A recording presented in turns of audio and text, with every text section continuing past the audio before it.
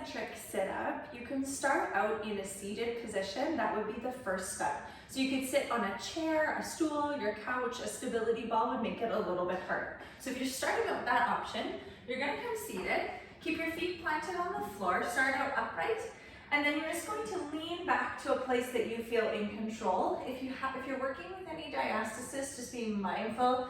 If you're noticing a lot of tendon and coning, so you can kind of engage a little bit differently through that core, lean back and come up. We're trying to stay as stacked in a line with our shoulders, our ribs, and our hips as we lean back as possible. So your hands can be on your belly, or sometimes reaching them forward provides you a little bit of counterbalance, and then you're gonna come back up.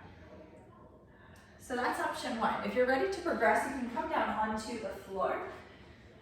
You can keep either your heels on the floor or you can keep your feet on the floor. You can also elevate your bum on like a little pillow or something if you find that you're really having trouble sitting up and you're really slouching. And we're just gonna lean back to that place that we feel comfortable and come back up. The goal is to try to come down to the floor, noticing that you'll roll there, totally normal.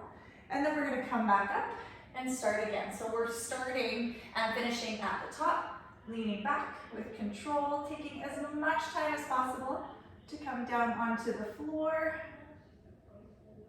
and then coming back up. If you want to up the game one more level from that, you're going to hold a dumbbell at your chest. Again, sitting up tall, leaning back or coming back to that floor as slow as possible. And then sitting up, maybe even adding a press at the top.